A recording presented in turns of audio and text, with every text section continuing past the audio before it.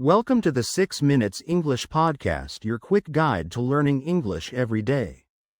If you enjoy this lesson, don't forget to like the video and subscribe for more. Wow, it's another scorching day, isn't it? It's only May, but it feels like the middle of July. I don't remember springs being this hot when I was younger. I was just thinking the exact same thing. My weather app says it's going to be in the high 20s all week. It's beautiful for a day at the park, but it's concerning how early and how consistently we're getting these high temperatures now. It definitely feels different from how it used to be. Exactly, and it's not just the heat. Remember that insane storm we had last month? The one with the golf ball-sized hail? I had to get my car repaired. It's like we're swinging from one extreme to another: record heat, then torrential downpours or really intense storms. You're right, it's hard not to connect these things to climate change, isn't it? These extreme weather events are becoming more frequent and more severe, just like scientists have been warning us for years. It's not just some abstract concept anymore, it's affecting our daily lives directly. Definitely. My parents live on the coast, and they've been talking about how much higher the sea levels seem to be during high tide. They've had to reinforce their seawall twice in the last 5 years. It's worrying for them, and for anyone living near the ocean. I'm glad you brought that up. It's not just the immediate dangers, but the long-term changes too. Rising sea levels mean some coastal areas could become uninhabitable. And then there's the impact on agriculture. All these droughts and floods are affecting crop yields, which means higher food prices for us at the supermarket. I've definitely noticed my grocery bill going up.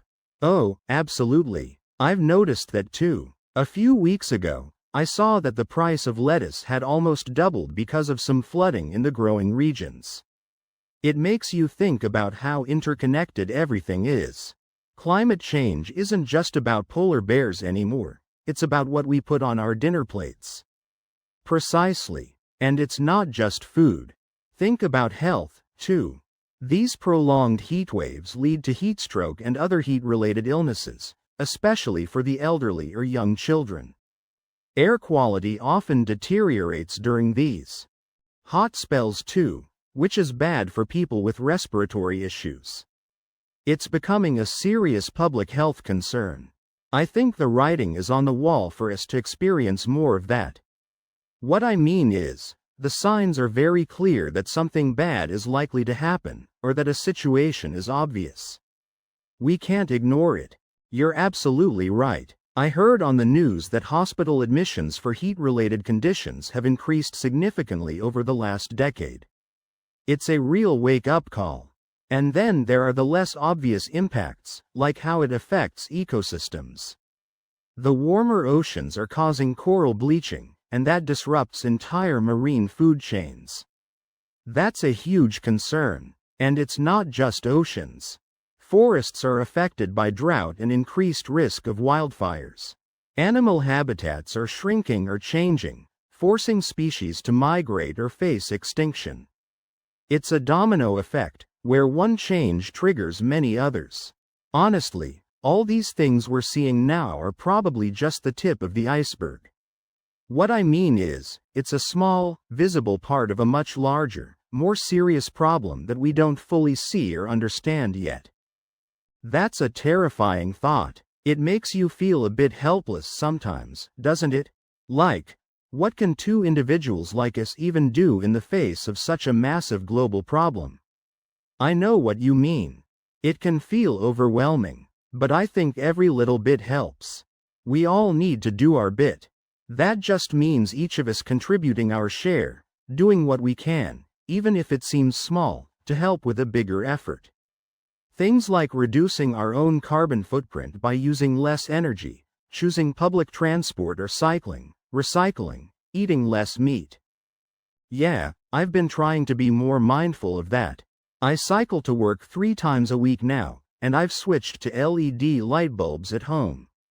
Small things, but if everyone did them, it would add up.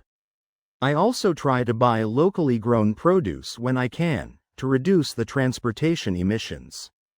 Exactly. And beyond individual actions, it's about advocating for bigger changes too. Supporting policies that promote renewable energy, sustainable agriculture, and conservation. Voting for leaders who prioritize environmental protection. It's a combination of top-down and bottom-up efforts. We can't just rely on governments, we have to push for change ourselves. You're right, it's easy to get caught up in the doom and gloom, but there's also a lot of innovation happening, like new technologies for carbon capture and more efficient energy systems. We just need to accelerate their adoption. It requires a fundamental shift in how we live and think. Absolutely. And awareness is key. Conversations like this, where we talk about how climate change affects us directly, in our cities, our homes, our finances, make it more real for people. It's not just a distant problem for future generations, it's here now, and it's impacting everyone. It really is. I suppose the key is not to get paralyzed by the scale of it, but to focus on what we can control and contribute, and to keep pushing for broader action. We owe it to ourselves and to future generations to try and mitigate the worst effects. Definitely, it won't be easy, but I truly believe that if enough people understand the urgency and commit to making changes, we can still make a significant difference. It's a challenge that requires collective effort, but the stakes are too high to give up. Thanks for listening to English Boost. Remember, practice a little every day and you'll see big results. See you in the next episode.